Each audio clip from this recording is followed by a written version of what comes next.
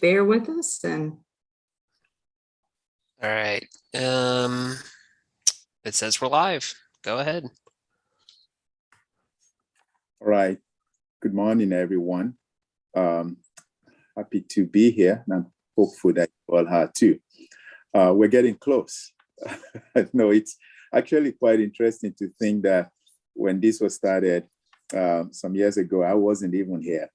And now we're getting closer to getting what looks like an initial draft out on the street the week of October 4. And I just want to say thank you.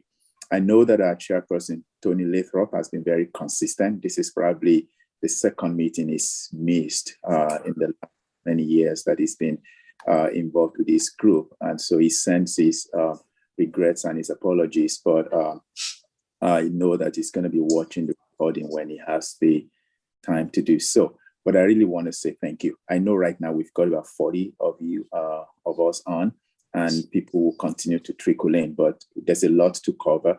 If you went back to TAP meeting yesterday, we covered a lot of ground on some of the topic items. So I want to say thank you to Alison and Laura for walking us through that yesterday. For those who are not watching TAP, please, it would be very good to go watch that recording. I thought that was very helpful. The questions they had around parking, especially following up on your conversations last OAC meeting, the questions they had with regards to the 3 overlay districts, residential overlay districts, whether they be the neighborhood conservation or character overlay district or the mixed infill residential, and also the infill overlay district. I thought those were really good questions, also related to stormwater. And so please, if you would, take a look at that. There's a lot of conversations out there on the streets with regards to parking minimums and parking maximums, and it's just hard to find, anyone who is going to be satisfied with it at the end of the day with one thing or the other. So we have a responsibility to balance opinions, but also to be as flexible as we can. Charlotte is a major city now, not a small town anymore. There's a lot, we're growing. There's a lot of things we ought to be thinking of as we grow as a city. And you all have done a really good job getting us to this point. So I'm looking forward to what that first draft and initial draft will look like. But you all should be proud that you had a role in getting us to this point. So thank you once again. I'll hang in here with us, and then I'll drop off and then come back again towards the end. But I appreciate you all being here today. Laura, I'll turn it back to you. thank you, Alan. You're bringing up the slides, and were you going to go through the first couple of slides? Do you want me to start? No, I can. And just let me know, somebody let me know that you can see my slide, opening slide. You can. All right. So we'll go through our usual housekeeping slides, a couple of slides. As you probably know by now, we are live streaming today's meeting to the Planning Department's YouTube channel. And afterward, a recording of this meeting will be available on that YouTube channel, as well as on the charlotteudo.org website, our primary website for the UDO. And we've got staff from 3 different areas today. We are going to start off with somebody, Alicia Osborne, from our community planning section. And then we will shift to Tracy Newsom from CDOT for discussion, and then end with Sandy Montgomery of our UDO team. So we're going to have 3 different presenters.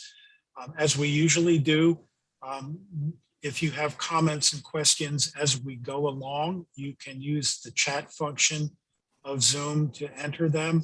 And we will try to keep up with comments and questions by responding in chat when we can. But we will stop at the end of each segment to go back and make sure we've accounted for all of the comments and questions that we can, and maybe open up microphones at some point to take live questions and comments before we move on to the next piece of the discussion.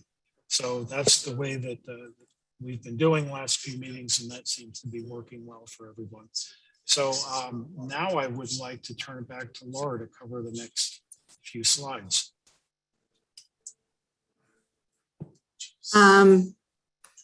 Thank you, Alan. So again, today we want to give you a brief update on where we are in the process for the UDO.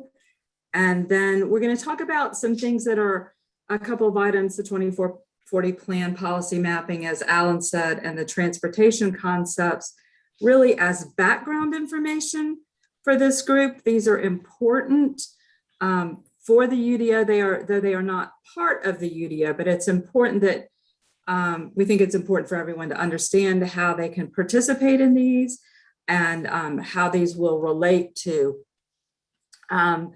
the UDO, the process that's going to be used, and so forth. And then what we want to finish up with today is some highlights that Sandra Montgomery and I will cover on UDO administration. So next slide.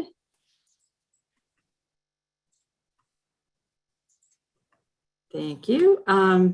So again, this is the detailed schedule. We won't go into too many details on that. We'll walk through some of the key points in a minute, but we are right at releasing a draft the week of October 4th.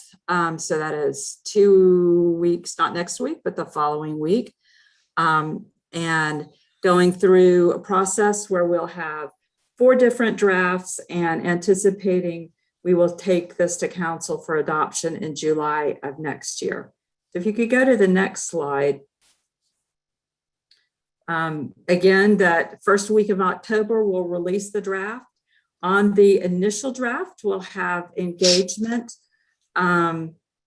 through mid-January.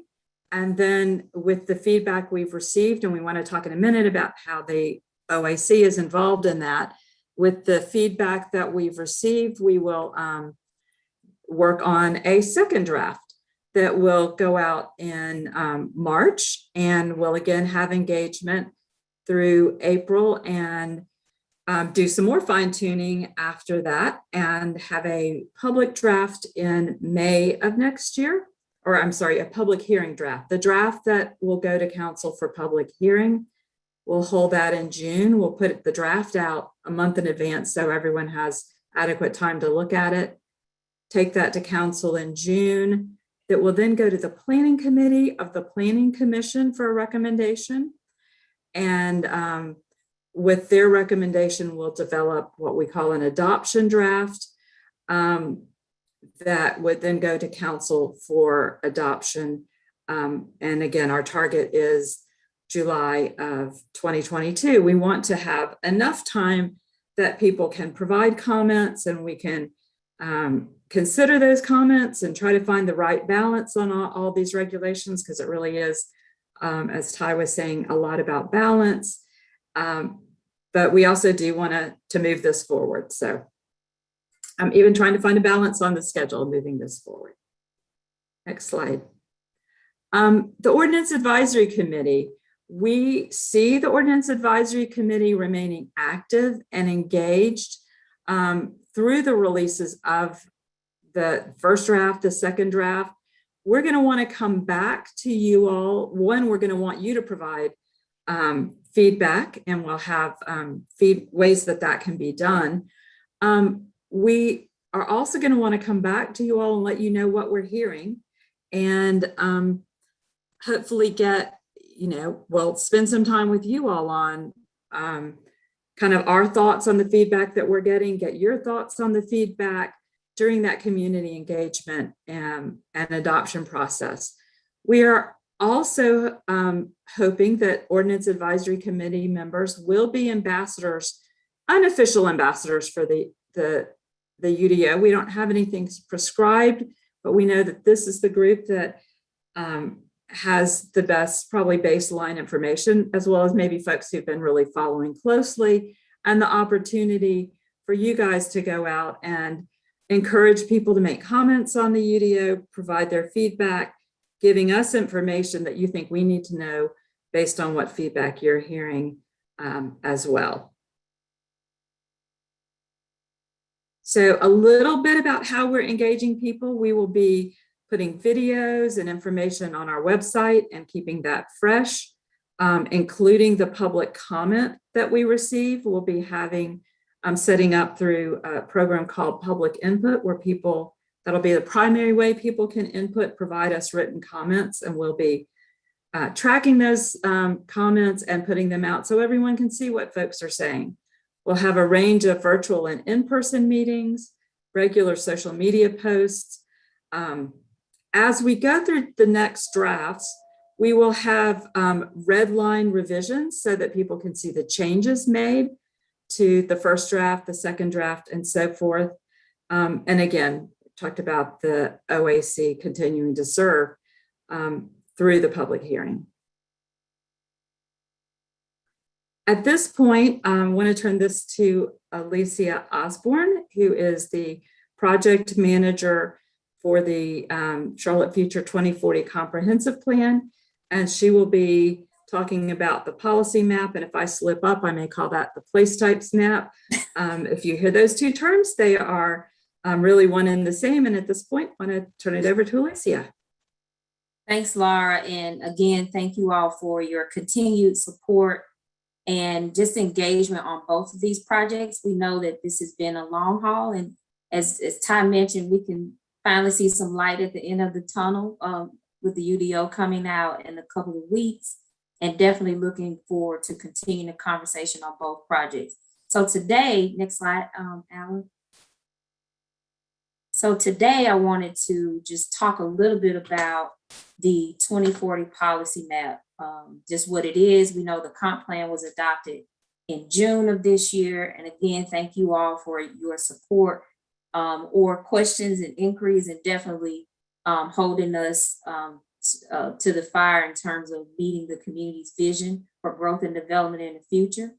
But currently there are a lot of initiatives happening in the city, the UDO being one, the 2040 policy map being another, and also our strategic mobility plan, which is a conversation that Tracy will help us talk about a little bit later. But we wanted to make sure that this group understands and sees the coordination that is happening amongst each project and how we're coordinating with the community as well. Next slide. So this is the schedule for all three of those big initiatives. The policy map, which actually takes is an implementation phase of the comp plan.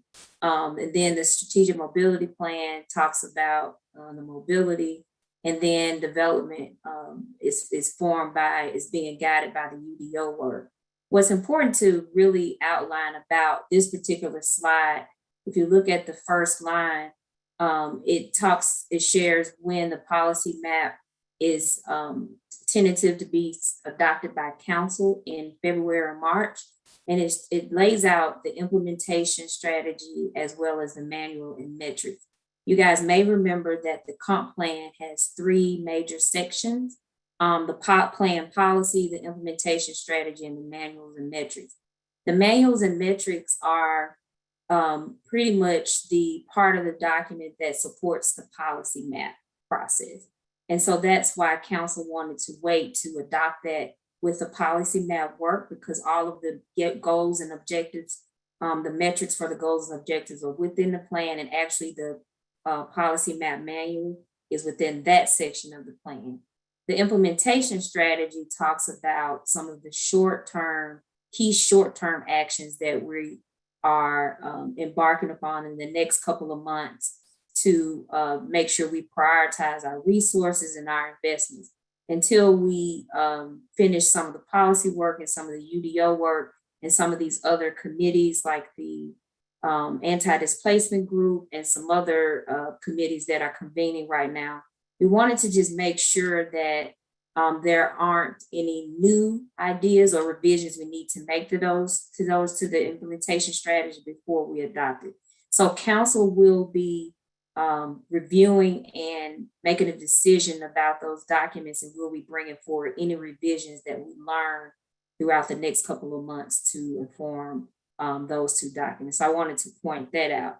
And then you can see in the larger green sections where the how the adoption dates or the completion dates for the other two projects lie in terms of place type. Next slide. So this slide pretty much shows the relationship between the policy map and the Unified Development Ordinance, the UDO.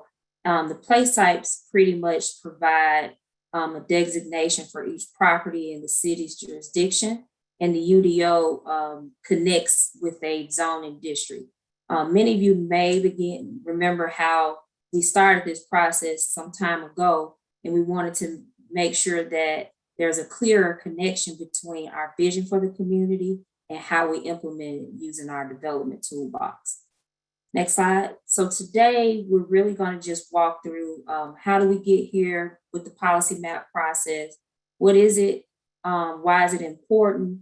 How's the work being organized and our engagement opportunities, and then the schedule for adoption. Next slide. So again, this work is not new. We've actually been working on it for quite some time. And it began in 2012 with the Connect Our Future Regional Growth Framework, which is a process where regionally with our partners in neighboring towns, we looked at what are our future land use policies, how can we think more regionally about growth, and start to speak in similar terms and use similar land use tools to chart our future for growth and development. And so that initiative used place types, which is a tool for describing complete communities and how we talk about land use and transportation integration, design, and other amenities in the community. And then we also took a snapshot. We took a snapshot of, in 2015, started looking at our area plans. And I'm sure you guys have heard we have over 80 different policy directives or plans and documents that tell us how we want to grow. And so in 2015, we looked at some of the newer plans and our older plans to really assess what are some of the good principles that we want to take forward from those planning initiatives and make sure that they're applied more broadly in our community. And hence how the place type initiative was established, and then we began testing it in 2016 and 18, and the comp plan adopted the place type palette and established how we start to use a new land use classification to explain and design our future. Next slide. So the 2040 policy map is the first step in implementing the comprehensive plan that was adopted in June by Council. It's a companion to the plan. And so now that the plan is adopted, we're translating those place-based policies into a map, which will be used in multiple decision-making processes. Next slide, I'll show you an example of what we mean by place-based policies. So you guys may remember these particular two goals. Goal number 2 definitely received a lot of attention during plan adoption around providing neighborhood diversity and inclusion, which really speaks to our goals and aspirations to provide a diversity of housing options throughout our community. And so place types will help us to map that vision and provide guidance on how for that vision to come to fruition. Next slide. So why is this map important? Again, it will be used for multiple decision-making processes. It will replace our current policy map, which is our adopted future land use map. And it will also help create a better connection between our vision through land use and complete communities with our development tools. And it'll also help us to make better mobility decisions using these initiatives around the strategic mobility plan and our streets map, and also help us to address where our greatest needs are in our community in terms of capital investments decisions, and also help with other initiatives like our Silver Line planning efforts, which are currently underway. Next slide. So here's how the work will be completed. Again, Laura mentioned first part of our discussion around place types and policy maps. What's the difference? And place types is the tool. Before we only talked about place types, but we're saying place-based policy is a policy map because it's a combination of place types and the policies that were adopted within the plan. And the process is divided into 3 phases, and I'll walk through each one of those phases in a couple of slides in the future. Next slide. What's really important in terms of talking about what place types are is what they are not. They're not zoning districts. They provide a new classification system to organize patterns of development, the relationship between different land uses. As we start to think more about complete communities and how do we provide more accessibility, create more jobs, is looking more holistically as to how we do those things. And then also it's key in vetting, being transparent, and providing more predictable development patterns in the city as well. Next slide. There are 10 place types that palette that was adopted by council in June, and we try to organize them in live, work, play for just everyday conversations with the community as to what these place types mean to them. And we understand that, for example, parks and preserves can be in any of these place types, but it helps us to organize the conversation and say these place types generally support live, these place types generally support work, activities, and play. So we understand that there's a relationship between all of them, but this helps us to organize the conversation when we're talking with the community. So here's the next slide. Here's the 3 next step process. So first step is mapping, translating our existing land uses to place types. So that produces a place type map of what's on the ground today. The next step is creating a place type map that translates our current land use policy, which is a adopted future land use, taking that particular map, which says how we plan to grow today, and translating that into a place type map. And the third phase is saying, based on the comprehensive plan and direction from that and the equitable growth framework and how we want to create complete communities, translating that what's in the comp plan to a future place type map. So there's 3 phases of that map, and we're making sure that we are engaging the community in each phase of that so they can better understand where we are today and where we plan to be in the future, particularly in light of the community's vision outlined in the comprehensive plan. So the next slide talks about our engagement process. Again, kind of 3 major phases to mirror the 3 steps in the process. So the first phase, which we're currently in now, is education and asking the community about their preferences on place type patterns. If you live here, what types of place types are desired near you? If you work in a certain place, what type of place types is your preference around the work, and then also with the place types as well. And so it's an interactive exercise. We've been engaging the community through a survey and a series of pop-ups to ask them about their preferences, and that will help us to create the draft policy map that we'll release later in October. We will then also have a series of meetings to talk about that map, actually 30 meetings across the community in a hybrid scenario, some in person, some virtual as well, and then produce a revised map based on what we hear from the community and some additional analysis in late December and for adoption by council in next winter. Next slide, please. So there's a survey tool that we're using and offering prizes to incentivize participation.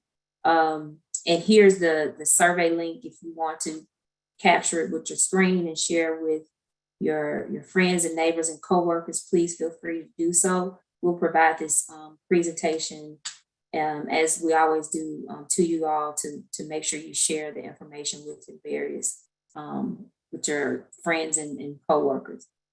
So phase 2, next slide, please. Engagement, I mentioned having about 30 meetings across the community. We are using the 15 planning geographies that were established and used during the comprehensive plan to help us to break out and really have a more granular conversation with folks about what the place types are, what the current map will do, and the methodologies. And so we're having that on a more granular basis with them. And then we'll also, of course, as we've always done, take any meeting requests to meet with individuals as we move forward. Next slide. So here again, here's the schedule, particularly for place types. It's divided into 2 pieces. The outreach component is at the top. The technical component is at the top, and the outreach component is more at the bottom. And that's a combination of community outreach as well as touch points with our elected and appointed officials. It's always our goal to bring people along the way in the process and to receive feedback along the way. And so the outreach component is designed to do that. But up top is kind of the technical work and how we are trying to reach the finish line in combination with the engagement. So the next slide really talks about, next slide, please, how planning and what happens after adoption. So the effective date for the policy map, we're looking at 3 months after adoption. What will happen with the future land use map or what's existing today, the policy map will replace that. And also area plans, we will continue to do area planning, but using the policy map as the basis for producing those area plans. And as we're having those conversations, we'll talk more granularly about projects and programs to help inform investments to achieve the vision of those different areas. Next slide. And so within the 2040 comprehensive plan, it lays out how kind of the different layers of planning will happen in the future. I think what's important to really wrap this conversation up with is that although we're producing the policy map and we've done the comprehensive plan, planning continues. It's a continuous process. We've done the comp plan, and now we're in the phase, the second level of planning. And then our community area planning will be in specific corridor strategic plans. We'll continue to do as we've always done, but do it more strategically and more in addressing those areas that have more need as well. But making sure that we are, really pointing back to the comp plan goals and revising and iterating that as we move forward. And at this time, that concludes my presentation. I know there's a number of questions in the chat. I can respond to those or take a few live questions. I'll turn it back over to Alan or Laura to help facilitate that part. And thank you all again for your time. Thanks, Alicia. I just want to put one plug in for the importance of the policy map with the place types. And then I think it would be good to go through the comments. And if you don't mind responding to them. So want folks to know that there are a lot of standards. There will be a lot of standards in the UDO where we will be referring to a property's place type to determine what the standard is. So in addition to having the zoning districts that are aligned with the different place types, we'll have a number of standards related to the place types. And so what Alicia has talked about and what we're going to have some discussion about is going to be really very directly tied. The UDO will be very directly tied back to those place types. And with that said, Alicia, how do you want to do this? Do you want to just take each question, start with John? I think John's, yes. Yeah, John was the first one. So I'll start and answer the questions the best I can. Some of these I might have to get back to you all. in a follow-up email. So if place type needs to be amended, do we know the process and time for that? So John, that's a good question. We're working on that process now, and making sure we really articulate before the place type policy map is adopted, how to do that, as well as how to amend the plan. So as part of the process, hopefully in the next couple of months, we'll have a really clear answer to that. Same question. So Ellen, your question is more around, you found some discrepancies between what's on the map and what's on the ground. And offline, we can talk about that, and we can make those corrections. Because it's definitely a draft map, and we want to make sure we get it close to accurate as possible. But we can talk about those if you want to point those out. You can send me the map, or we can schedule something. You have our information, so please make sure you share those with us. And thank you. Nate has a question for all these efforts, which is a lot. Thank you, Nate. You mentioned public response period, but what is reality? How many comments you can receive and actually incorporate into the next draft? For example,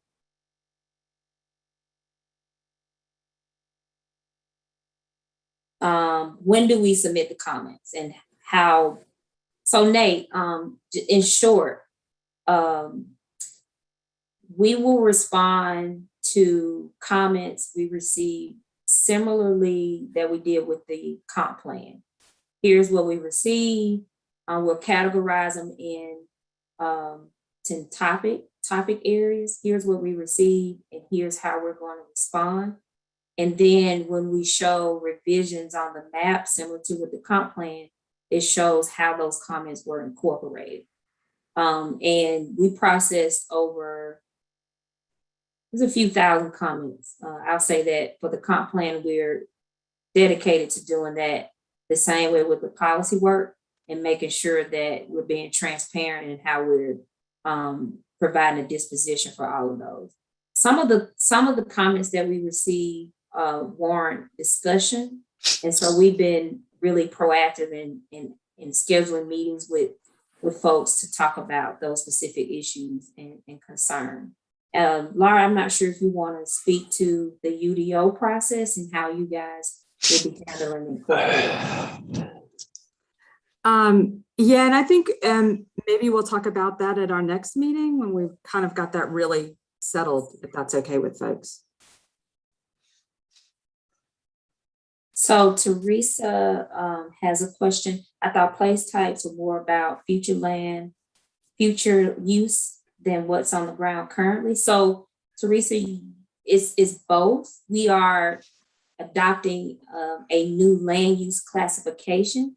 And so we have to take our existing land use classification where there's an existing map that shows what's on the ground and then translate that to place type. And so that will still have 3 maps for now. But then once we finish, we'll always have a map that shows what's on the ground and what's planned for the future. Hopefully that answers your question. Dave Wiggins has a question. Is it still the intention to reduce or eliminate conditional rezonings? If so, does this mean the public will have less opportunity to learn about plans and provide feedback because the petitioners will no longer be required to provide site plans, hold community meetings, or send notifications? Yeah, this is more of a UDO related question that we'll cover at least some of these questions, Dave, a little bit later in today's meeting. But I think Arista has answered the question partially. Yep.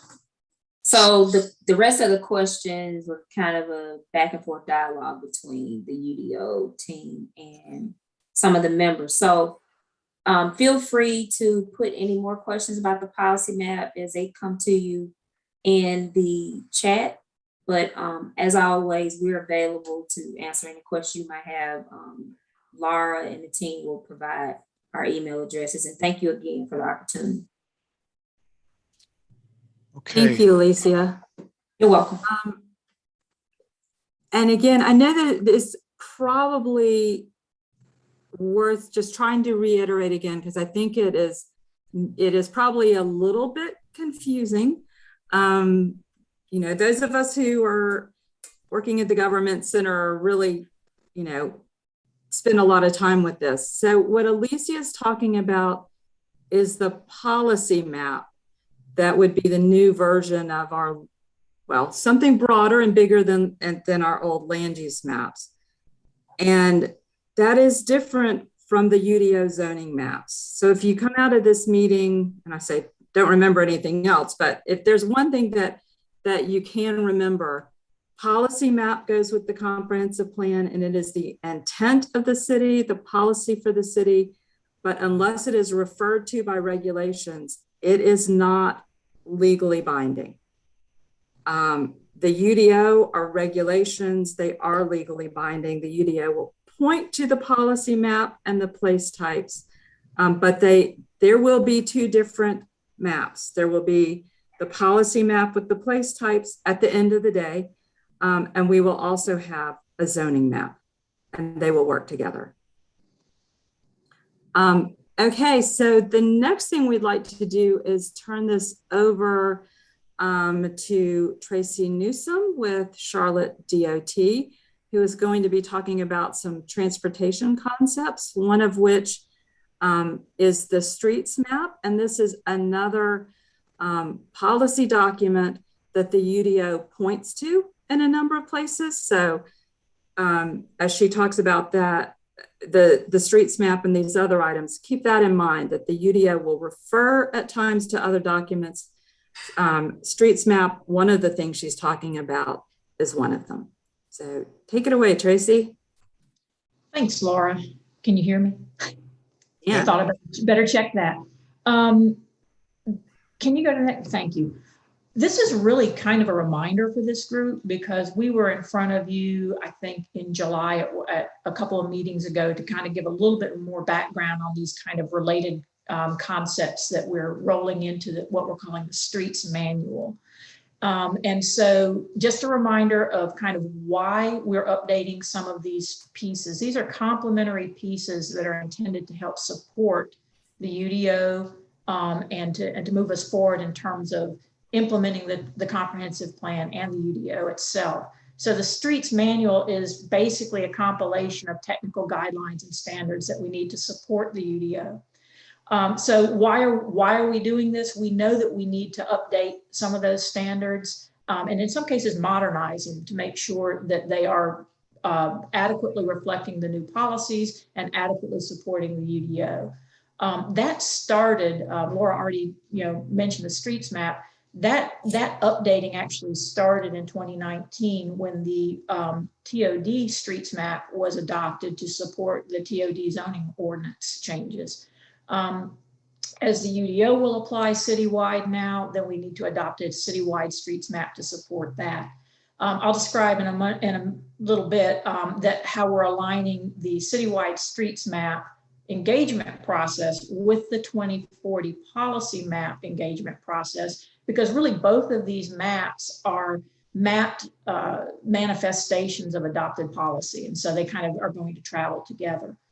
As well, the transportation review process is really a way of creating a more comprehensive multimodal review about how development impacts the transportation system. So it's really modernizing our current traffic impact study to be more comprehensive and to be multimodal and to actually to apply to more of the land development processes that occur through the UDO. Next slide, please. So that's the why we're updating some of these complementary pieces. And so a reminder of the key components that will travel and be incorporated into the streets manual. The first of that is the process and the technical background to the streets map. So again, the streets map is, the council adopted map that shows information about our multimodal street facilities, and the streets manual includes the kind of the technical background, the supporting information for that. The streets manual also includes the procedures and processes and guidelines and design standards for permitting access to streets and rights of way. So kind of the driveway what would be referred to as kind of the driveway manual. And again, as Laura pointed out, this is referenced in the UDO itself. And then the third component of the streets manual is this comprehensive transportation review process, which again is intended to identify needs and invest in needs that are associated with development in a more multimodal way than we do currently. Next slide, please. I just want to briefly, again, the process for going through and reviewing the streets manual is basically aligned with the UDO because it is supporting information for the UDO. It is referenced in the UDO. The manual itself will generally follow that public process and schedule for review and adoption with some additional pieces of engagement. Specifically, the streets map will be aligned with the public engagement taking place in the fall for the 2040 policy map. Again, these are both mapped policies, and so it makes sense for those to travel together with each other. And so please pay attention, come out, as Laura said, as we are going through the engagement process for the 2040 policy map, you will also see information about and receive opportunities to review and comment on the streets map as well throughout the course of the fall. And then the transportation review process is a very, very technical document. There's a lot of technical aspects to it. So there are some additional layers of engagement for that. There have been over the course of this month, some technical small group stakeholder meetings to look at the very specific technical details that would be included as part of the transportation review. And then moving forward as the UDO is released, the streets manual will also be released, and we'll have other small stakeholder group meetings focused specifically on the comprehensive transportation review. But to summarize, just generally speaking, the streets manual pieces, those three pieces, will travel as part of the UDO process with these additional engagement opportunities occurring over the course of the fall. And really that's kind of the high level overview I wanted to give, is kind of a reminder of these pieces that are complementary to and support the UDO.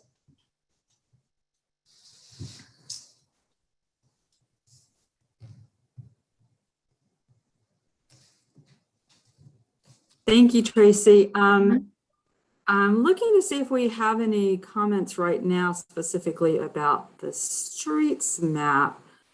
So scrolling through, just bear with me.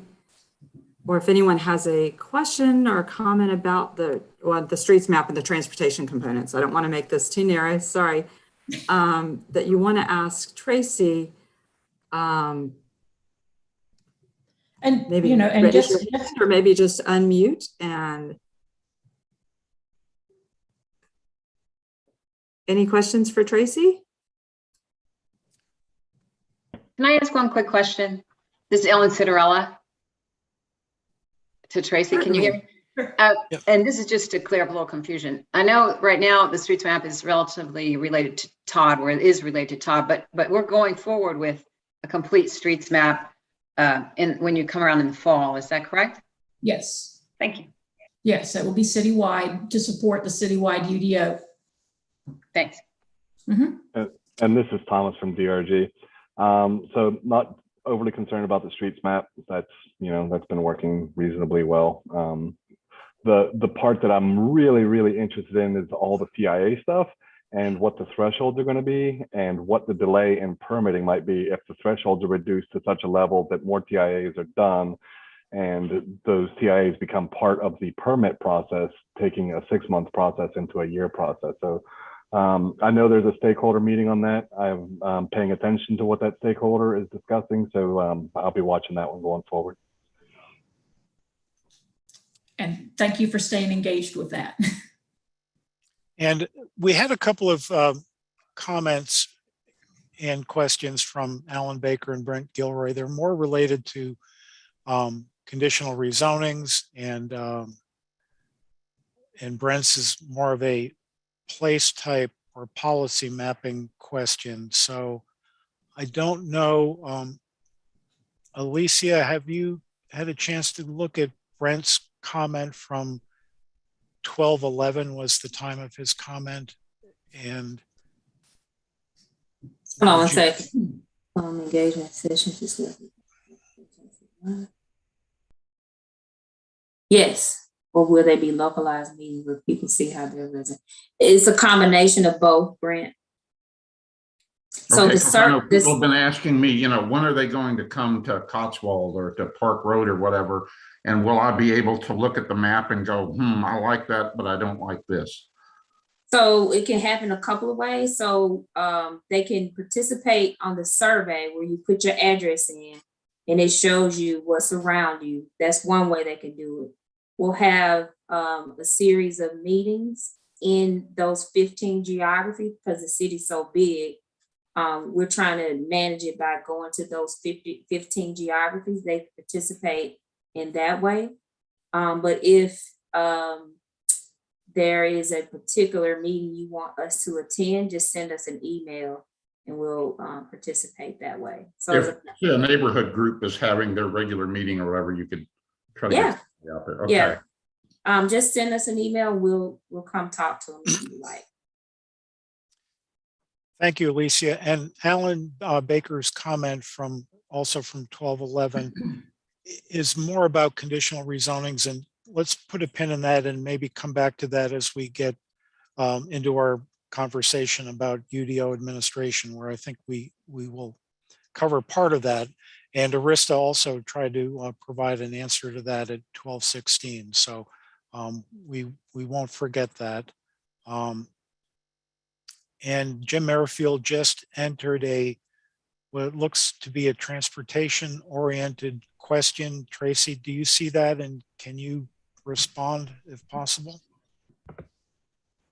So I want to make sure I understand. The question says, how would the development community be responsible for multimodal infrastructure? And I want to make sure I understand, is that related specifically potentially to the comprehensive transportation review and transportation analysis? I mean, there are a variety of different ways that multimodal infrastructure is created through the development process. So the UDO itself will continue to have requirements based on providing for multimodal infrastructure, sidewalks, streetscapes, so forth.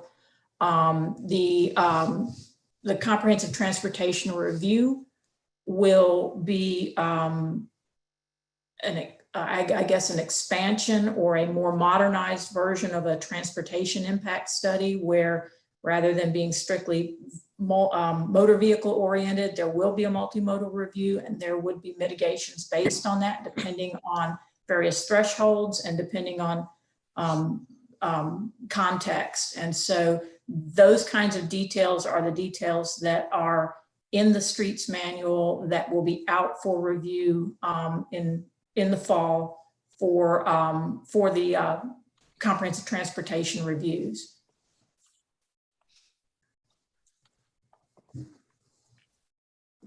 Tracy. This is Jim Merrifield. I guess I'd ask the question. I don't understand that answer. What, can you put it in plain language or specific examples of what new things might be required different than what we're used to in the past in terms of this multimodal? So Jim, I can jump in for a second. Tracy has been a little bit less involved in the details of that, but we are working through a comprehensive transportation review process that considers all aspects of our mobility network. And so depending upon where you are in the city and the type of and size of development, then you may trigger the need to do some off-site pedestrian improvements. There's also a TDM component in some of our activity centers. We're working through this with some of the stakeholders. DRG is one of the groups on that stakeholder committee. And then we're going to go out in the fall and make sure that we reach out to the development community, but wanted to kind of really get the technical side educated on it because they are part of the communication piece. with the bigger development community, because this is kind of a technical, complicated subject, and they can help us message that. But we can take any questions that you have offline about specific details if you'd like. Well, I don't have specific details, but because I don't really know what you mean yet. But to the extent you're putting more public infrastructure on the development community, in the past, public transportation and other things like that have been the responsibility of the community, not of the development side.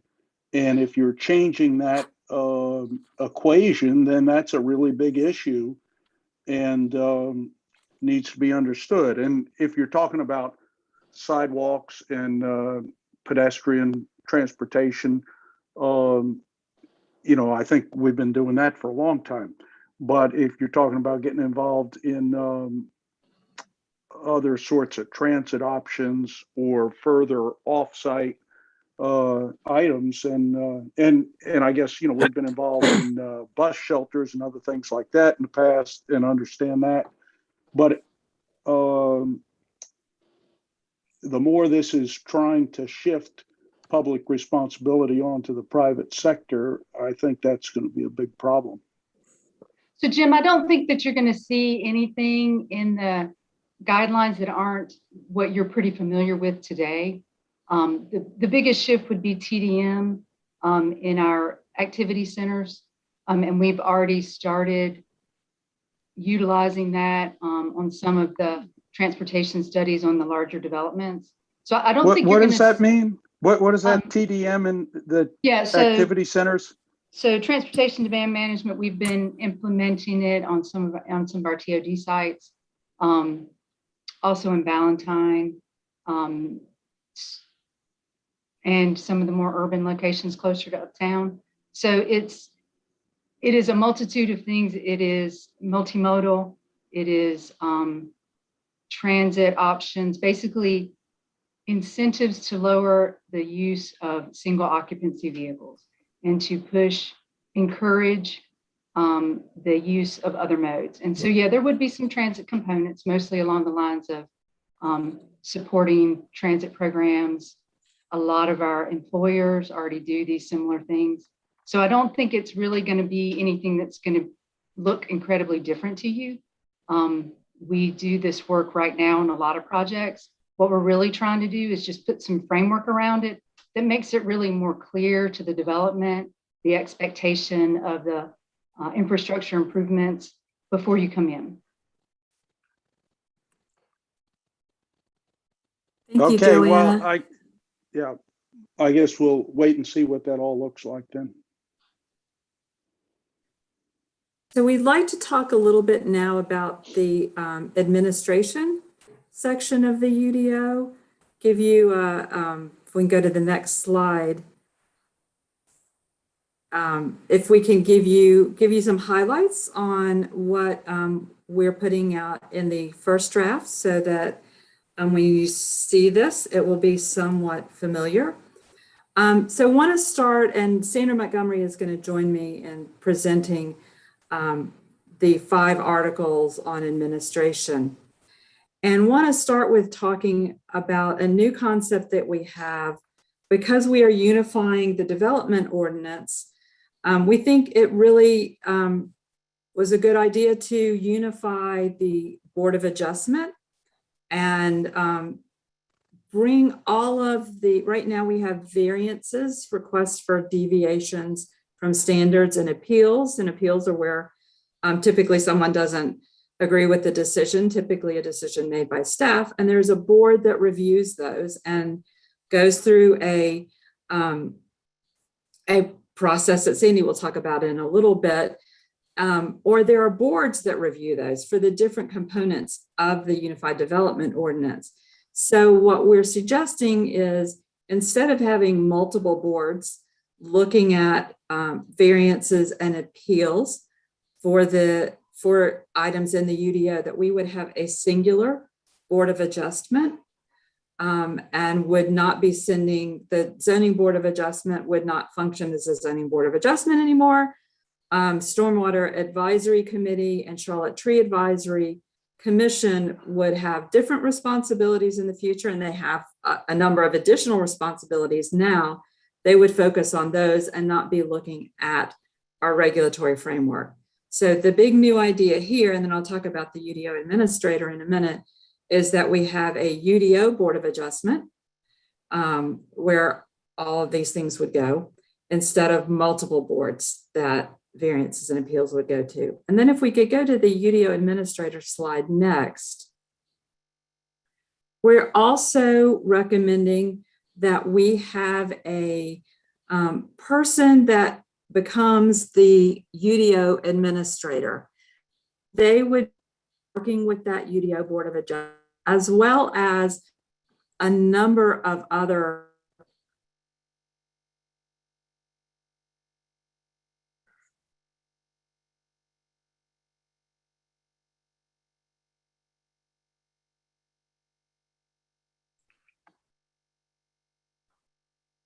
Laura, unfortunately, you're frozen on the screen now. I'll take over until Laura gets back. Thank The UDO administrator would assist, as she said. The other administrators or pass things through to them that might come their way. For instance, an appeal might get passed through to the floodplain administrator to provide some responses to. So here you can see that there are 6 different administrators, and the primary review of each one is below. So that's the oversight. Can I have the next slide? It looks like Laura's gone off and will be coming back soon, but I'm taking over from here for the presentation. So as Laura said, we're going over the highlights of what are in the administration chapters. So for application requirements and written interpretation, basically everything stays the same. We are just clarifying in these drafts the application requirements, as well as how you go about requesting a written interpretation. So basically anyone can submit a request to the new UDO administrator, who will then transmit that request to the designated administrator. For instance, if it was about floodplains, then it would go, that interpretation would go to the floodplain administrator to make. Within 30 days, they would deliver a written interpretation, and then appeals would be heard again by the new UDO Board of Adjustment. Next slide. The next topic is amending the UDO, which are called text amendments, as we all know, or maintaining the current process. The only thing that's going to be new in this area is that UDO text amendments will expire if a decision is not reached within 2 years from the date it is submitted. We have a backload of maybe not text amendments, but rezonings that are years and years old that just hang in the system. And we're trying to prevent that in the future. So there's that 2-year restriction, and any text amendment at that time would become null and void. Next slide. For rezonings, which we will now be calling zoning map amendments in the new UDO, there will be 3 types of zoning map amendments: the conventional, which we already have, the conditional, which we already have, and we will have a new exception category, but an EX exception is still a conditional district. So what is that district going to be about? Basically, it allows someone to alter or modify standards, excluding the uses or the maximum height, if they come up with some new concepts or innovative designs or special problems. So it's a mechanism to address those kind of concerns. However, what is new is that a public benefit will be required will consist of having one or more actions from 2 categories. The categories are sustainability, public amenity, and city improvements. The districts that this EX would be able to be applied to include all the TOD districts, the 3 regional activity center districts, both community center activity center districts, neighborhood center, innovation mixed use. For campus, it would be just the IC2 district, and for neighborhood 2, just the N2-C district.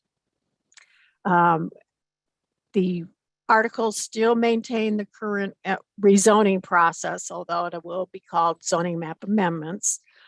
Some new items are that community meetings will now be required for all zoning map amendments. We used to just have them for conditional or optional, but now they'll also be for conventional. And again, another new item highlight is that zoning map amendments will expire if a decision is not reached within 2 years from the submittal date, similar to what I just explained for text amendments. Next slide. Administrative minor amendments. This is an amendment to an approved conditional or exception zoning district for items that have been approved on the site plan or addressed in the conditions. It does not significantly, amendment would not significantly alter a site plan or its conditions, and it cannot have a significant impact on adjacent properties. The review and approval of this type of amendment would be through the planning director. Next slide. We also have an administrative adjustment process.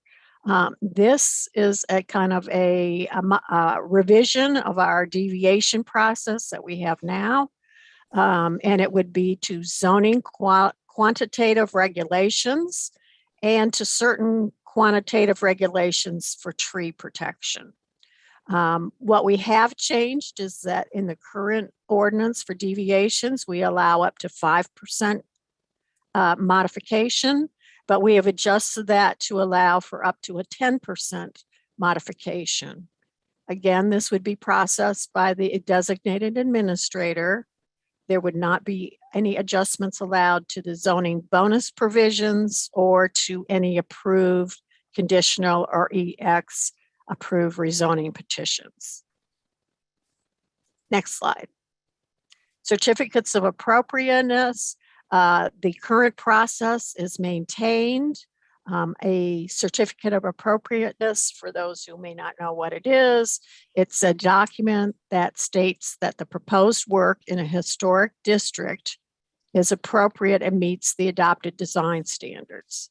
So an applicant for some modifications to their windows in a historic district would need to receive approval through the Historic District Commission that it meets the adopted standards. So that process is basically maintained. Next slide. Vested rights. This can be somewhat confusing, so let me explain what a vested right is. We have this in our current ordinance, and it will stay in the new UDO. A vested right permits a property owner to continue use of or complete construction or development on a property with conditional zoning approval by City Council. So right now, site-specific vesting plans are approved by City Council from either 2 to 5 years. We haven't had many of those in recent months, although I haven't been monitoring those meetings, but it is there. That will continue. What is new from 160D is that there's now vesting up to 7 years for multi-phase developments. And those are developments that have a minimum of 25 acres are allowed to have the 7-year vesting period. And this is consistent with state legislation. Permit choice. This goes kind of hand in hand with vested rights. And this means that if an applicant submits an application for development, and after the application is submitted, but before a decision is made by staff, a text amendment is approved, then the applicant can choose which version of the regulation, either the former version or the new version, applies to the application and use of land. This is similar to what we have now and consistent with state legislation. So this will be brought forward in the UDO. Next slide. Variance and appeals will continue, basically maintain no changes. A variance, for those of you who need a little definition of what that is, it's an exception to a regulation that's granted on a case-by-case basis. For instance, there may be an issue with meeting a side yard because of some situation or the setbacks, and that person would apply for a variance to be heard by the UDO Board of Adjustment in the UDO. An appeal is a process for citizens to request a review of an administrative decision or a quasi-judicial decision. So the zoning administrator might make an interpretation, for instance, or issue an NOV, and the applicant or the person can file an appeal to have that heard, typically heard by the UDO Board of Adjustment. This includes quasi-judicial decisions made by the Historic District Commission. Those would also go to the UDO Board of Adjustment, who would hold an evidentiary hearing and make a quasi-judicial decision. This process is very much similar to a process in a court of law, with witnesses sworn in, evidence presented, and a decision made. Next slide. And last, we have inspections and enforcement. This has basically remained unchanged. There are some additional nuances added by Chapter 160D about where inspectors can have access to, like for areas that are restricted to the public. The owner would have to give approval for those inspectors to go into those areas. They're now going to be located, instead of in all the different ordinances, they'll be combined into one article, one location in the UDO. Everybody's enforcement specifics are still maintained in this first draft.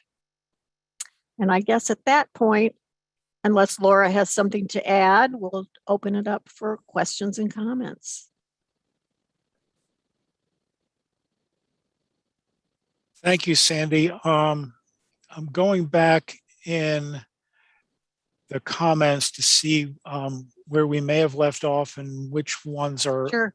applicable to the administration. I know Arista has been trying to respond where she can, and Laura had some technical issues, but I believe she's back now with us. Yes. So Laura, are you here? Unmute. I'm here, but when I got kicked off, I lost some of the chat. So Alan, if you could, maybe the things we hadn't talked through before that we said we're going to come back to would be great. Yeah, I think I'm going to pick up at the time mark 12:34 with Nate Doolittle's comment.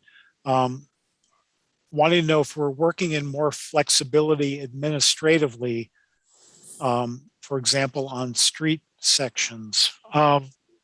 Nate, I'll ask you if you're here to maybe expound on that a little bit so we can try to respond. Yeah, I think there's been some very minor changes that are site specific to projects I've dealt with and others in TOD that staff are supportive of and are minor, not impacting community benefits or the context of the project. That the way the administrative manual in TOD is written, you've got to go through a full rezoning process.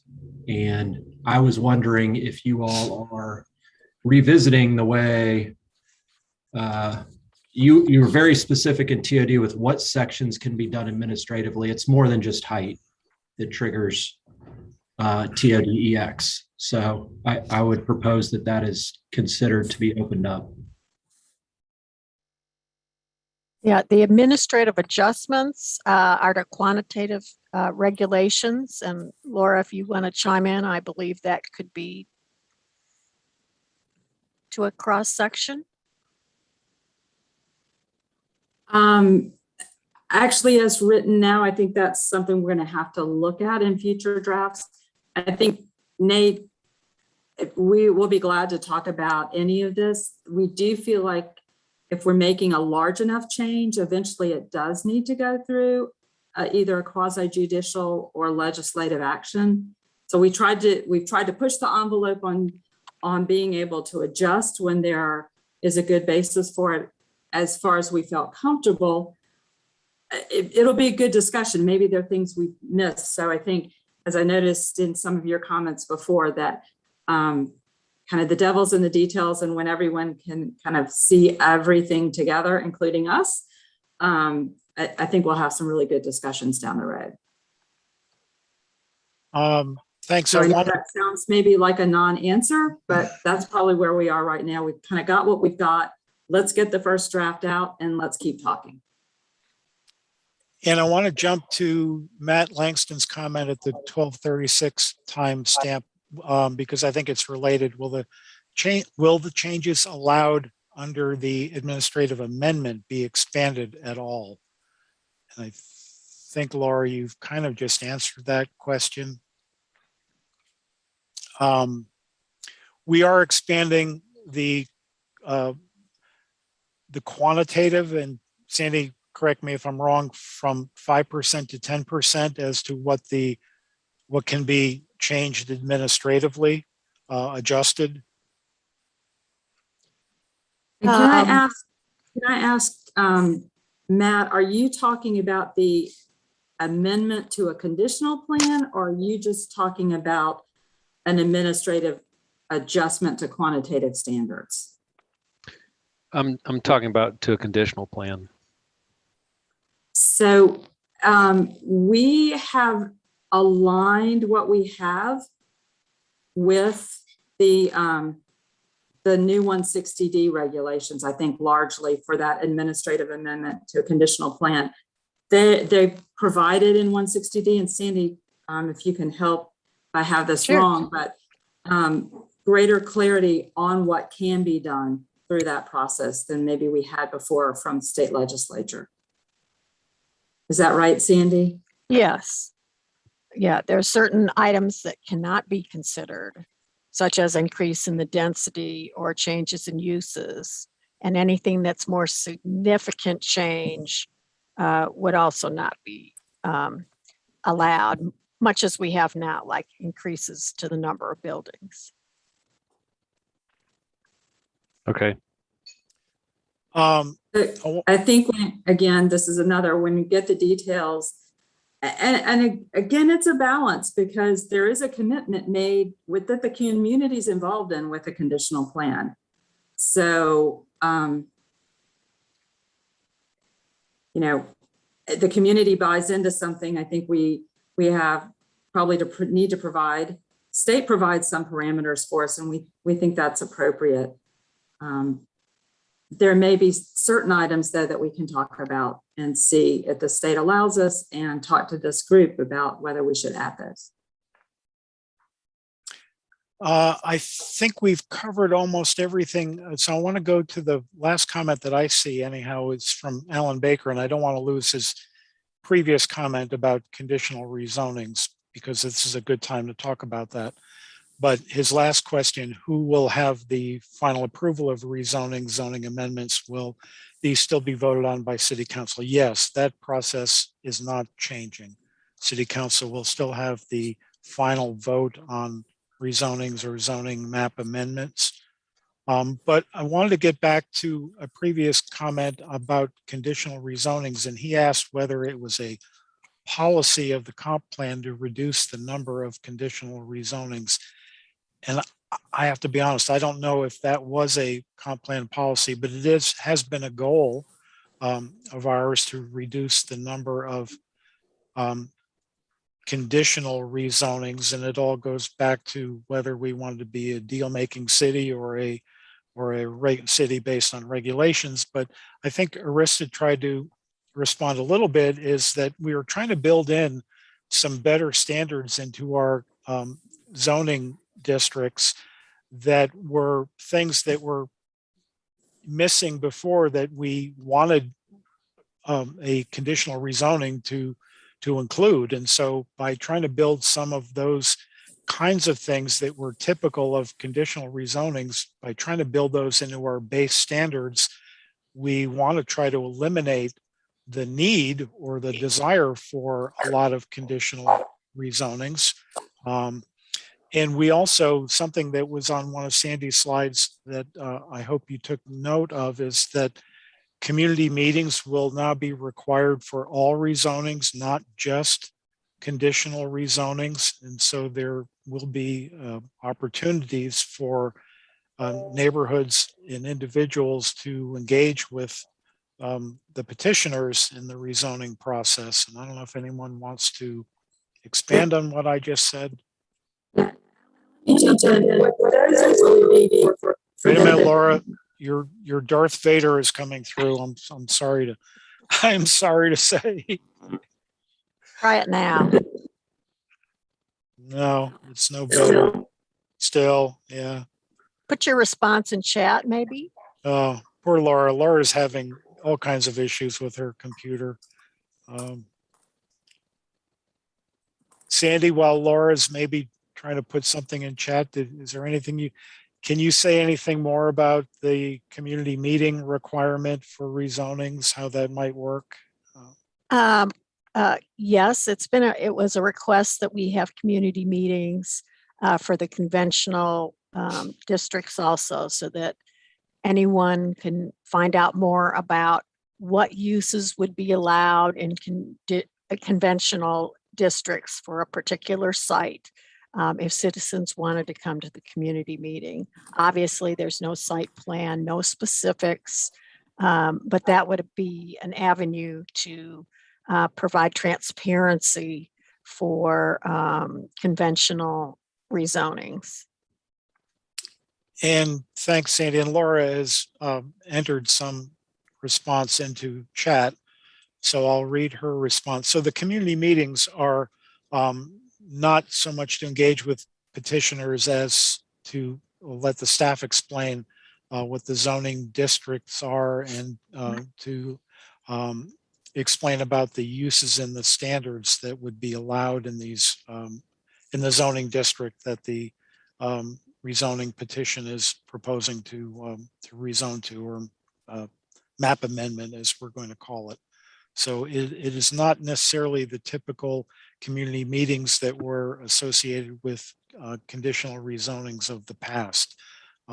Because they're not conditional rezonings, the developer may not be required, or won't be required, to actually show specific plans at those community meetings.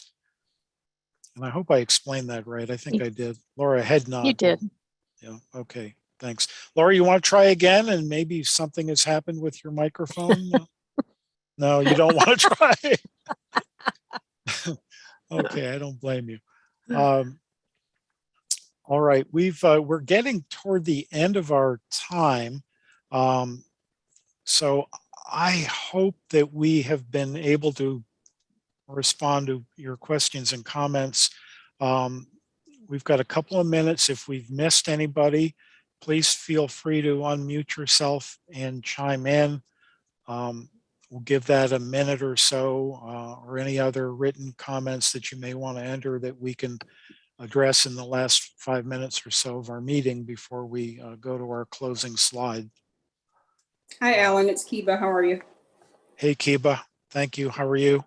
I'm good, thanks. I just put the question in the chat, but also wanted to ask Sandra or Laura, maybe this question is for you. With the meeting notice requirement, is there also a change in terms of the method for notice distribution, or maybe the distance that that notice might be delivered? No changes in that at this point. The notice distribution for rezonings is beyond that which is required in state legislation. And it would require city council action to expand that area, which has already been done in the past to get to where we are now. And then Laura has just entered something in chat that Dave Pettin, the rezoning manager, is working on changes, but not as part of the UDO process. So stay tuned for that. I'm sure that will be coming to you, Kiba, at some point. Thanks, everyone. And that we've also recently started notifying through the Nextdoor app, which seems to be a way that a lot of neighborhoods get their information. So that's an expansion of the way we notify now, and probably is a very effective way of reaching a certain segment of the community. Walter, you had your hand up. Two hands. Two hands, you surrender. You're muted. Mute yourself. There we go. Sorry. I had sent in two questions. One was for Tracy back when she was talking about her programs and talking about that they're in the future, all modes of transportation would be considered as part of an analysis of a new development. And I know that Jim Merrifield asked several questions about that. My question was if she could give us an example of, okay, what's a mode right now that's not analyzed? Maybe it's bike lanes. I'm just pulling that out of the air. And if that were going to be something that would now be analyzed in terms of, demand expectations and infrastructure needs, what sort of metrics would be used to do that? What's out there that we could look at and it would explain to us how it would work for bike lanes or multi-use paths or these other modes that are now going to be part of every development review. And the second one was in Sandy's very detailed explanation of all the stuff and the subsets of stuff in the UDO with regard to administrative changes and variances and whatnot. I was a little confused when she rattled off a long list of districts where things would apply. And I think Thomas told me that really is just the EX stuff. But on the slide, I didn't get that it was just the EX stuff. It looked like that it applied to conventional, conditional, and EX rezonings. And so I just wanted some clarification on that. And my question at that point was, does that mean there are some districts where you, once they're applied, you can't rezone them? So totally different issues, but anyway, thank you so much. Yeah, I probably could have portrayed that slide a little better. It was late last night when I was finishing it, but those districts are the districts that EX could be applied to. Okay. Yeah. Does that answer your question?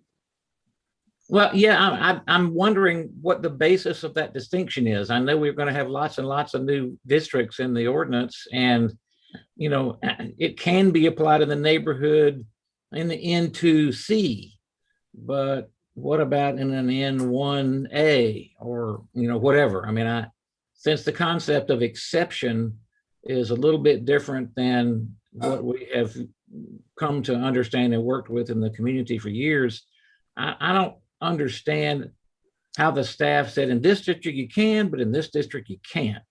So, and we don't have to, get into a lot of detail, but I'm wondering what's the break point to where you can use that district. Any chance my audio is working? Yes. Walter, it's very similar to the urban districts that we currently have optional for. EX is the modernized version of optional. And as you know, optional does not apply to all districts. Okay, thank you. That clarifies that. And I don't even know if Tracy is still here about the other question.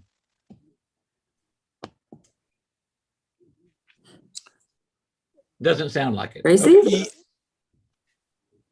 So I'll jump in. I think her I phone think so, is ma'am. dying. Sorry, it took me a minute to unmute. So Walter, really our focus is to complete networks, have complete compliant pedestrian networks.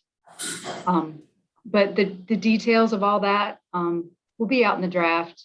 It's really largely filling gaps and connecting people to places. Okay, well, and Joanne, I appreciate that. And I know that that's always a priority of the city if you've got missing links to try to fill them in. But if that missing link is tied to an overall city expectation and has nothing to do with a development which might be nearby, I'm trying to understand the nexus. I'm trying to understand, how you choose. What do you measure? What do you analyze? How do we respond? And a lot of questions today were answered with, well, just wait for the draft. That was sort of like Ms. Pelosi a number of years back. Well, wait till the bill is passed and then you can see what's in it.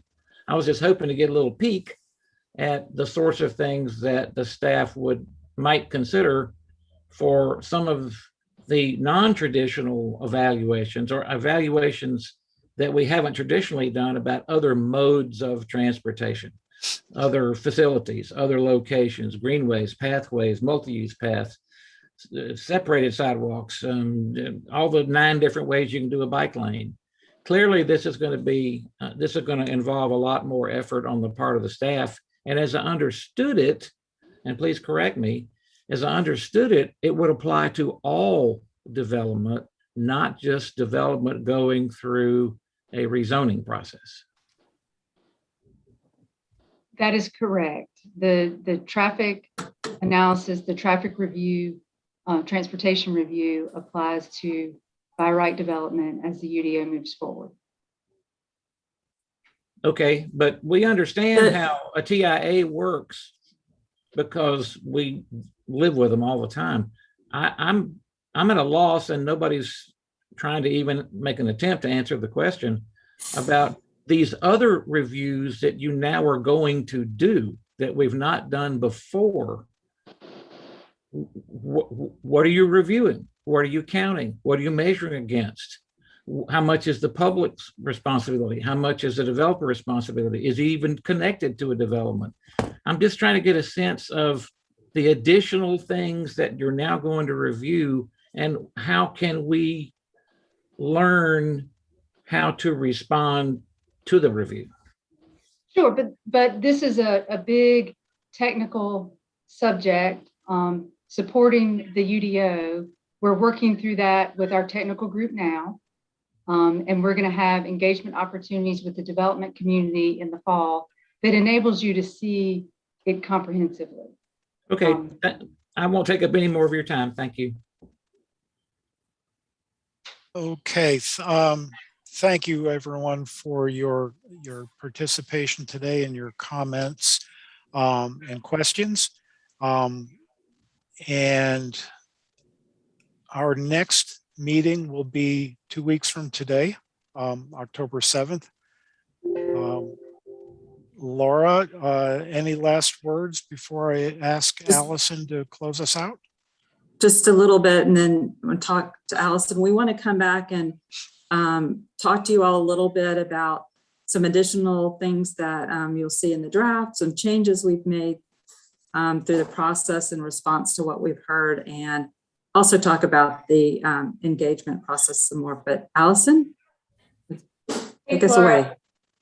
I think Nate said it in the very beginning, that this is a lot. And we recognize that there's a lot going on all at the same time. It's a lot on staff, and it's a lot on this group to review and to understand the connections between even just the ordinance and all the other efforts that are going on. And so just wanted to say thank you for your time and your input and your feedback and your attention. It is a lot to process. And so we do have time, in the coming months and through the next year to really talk through what your concerns or questions and feedback will be. As Laura mentioned, I have been asked by several people, like, well, how do we know our comments are being heard, or how are they being incorporated? And so I think we will spend a little bit of time at the next meeting to talk about that. I mean, as an example, yesterday we presented to TAP and talked about parking. And after we heard from this group, we sat in the conference room the next day and moved zoning districts around in the different tiers. So I mean, we make changes, and it's hard for us to go back and explain what has changed and where, but there have been some, and we hope to highlight that the next meeting. I also want to mention too, like Laura said, how are we going to engage people once the draft is issued? And recognizing that in particular, the UDO is a very technical document. It's just every word matters, and it's a lot, I think, for the general public probably to absorb quickly. And it's probably difficult for those that are living in it day to day even to absorb quickly. And so really trying to think of engagement methods that will meet people where they are. And so having opportunities for those that are in the weeds to jump into the weeds, and those that want to understand a little bit more broadly as to what it means. So having different types of engagement. And then understanding too that while we're out there engaging on the UDO, there's also the policy map work going on as well. And so we want to talk to, hopefully have a master schedule then that we can share of all the different engagement efforts as it relates to both of those.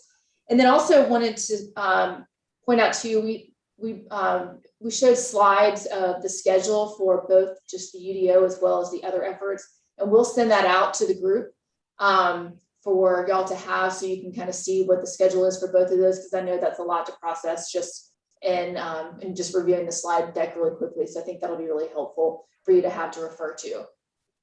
Looks like there's 2 questions. Will there be a meeting on 10/28? Laura, Alan, I will have to refer to you on that. Laura, you're on mute. Hopefully my audio is still working.